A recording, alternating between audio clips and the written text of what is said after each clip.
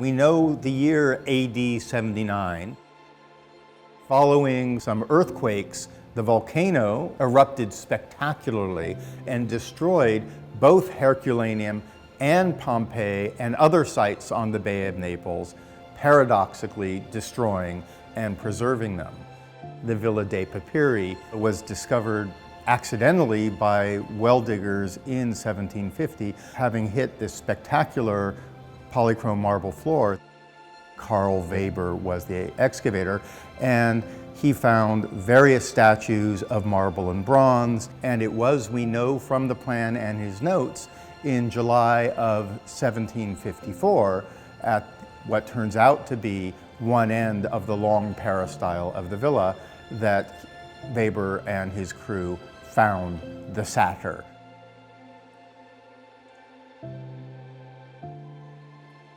I'm Kenneth Lapotin, Curator of Antiquities at the Getty Villa. The Getty Villa, being a replica of the Villa dei Papiri at Herculaneum, we here have very strong ties to our colleagues in the Bay of Naples, and particularly the National Archaeological Museum of Naples, which houses the bulk of the material from the Villa dei Papiri. Our collaborative relationship goes back many years, and the work we're doing today on the Drunken Satyr is but one of a series of projects that we have done, a kind of collaborative loan conservation exhibition program, beginning with the Apollo from Pompeii, which brought in also Apollo's sister Diana. Then the Tiberius from Herculaneum was here, and a large ceramic mixing vessel, the crater from Altamura. Our conservation project here at the Getty Villa is going to read the object itself to try to determine what is ancient, what is modern, what was done when, both in 1759 and perhaps in subsequent restoration phases. Upon arrival, we examined the satyr to identify its condition. We also wanted to identify, for documentation purposes, what was ancient for the sculpture and what was 18th century and potentially modern. Over the years, the statue has suffered. The extended limbs could use reinforcement. The surface corrosion needs treatment. We're looking at stabilization. This is conservation rather than restoration. The statue is complete, but we want to make sure we preserve it for future generations, and also that we understand it better, that we understand which are the ancient bits and which are the additions of the 18th century. The rock is 18th century. Most of the skirt of the lion skin and wineskin are 18th century.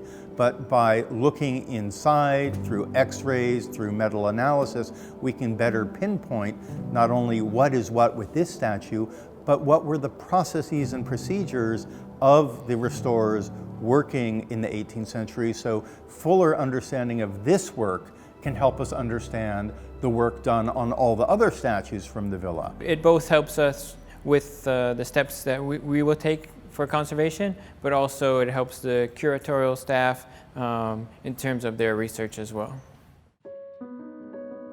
So we visually examined the satyr. We also x-rayed the satyr. This helped us identify the original manufacturing techniques. You have an 18th century fragment, and you have an ancient fragment with 18th century, two types of 18th century repairs here.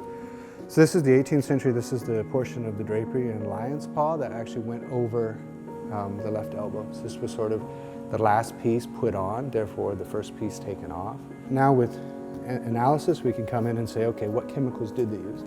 Are these copper nitrates? Are these sulfates? What chemicals are being used to achieve this color? What is choosing, what's oxidizing? What's then doing this color? It's another form of oxidation. But is that a chloride? Is that a sulfate? Is that a nitrate? Each one of those are going to give you a different color.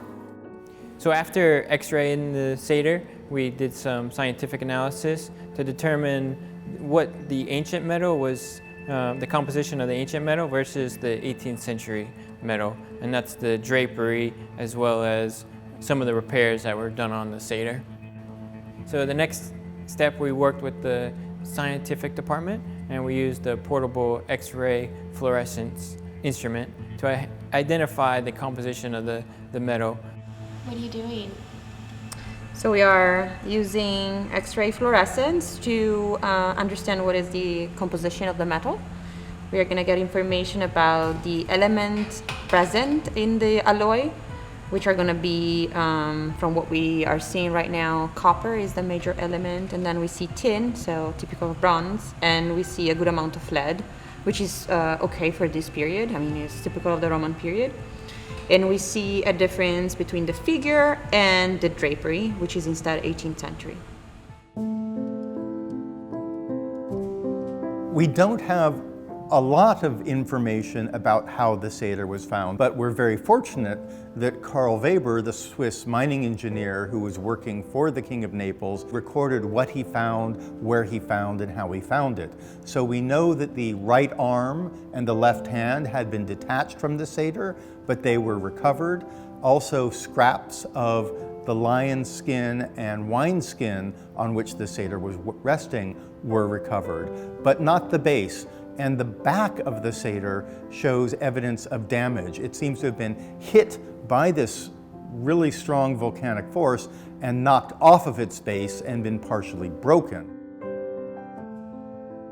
We're used to seeing lots of Roman marbles, and we think of lost Greek bronze originals. So bronzes are incredibly highly prized by us, but we know from ancient literature and surviving bases of statues that bronzes were everywhere. They've just been melted down and reused for their metal. And they survive so rarely because the metal could be reused. But we see in this statue the capability of bronze to defy gravity, to have the right arm raised on high, snapping the fingers as if calling for more wine, the right leg extended out into space, which with marble would be much more difficult because of its greater weight and lesser tensile strength. So this statue, in a way, encapsulates for us the potential of bronze, and so is very valuable for us in that sense too.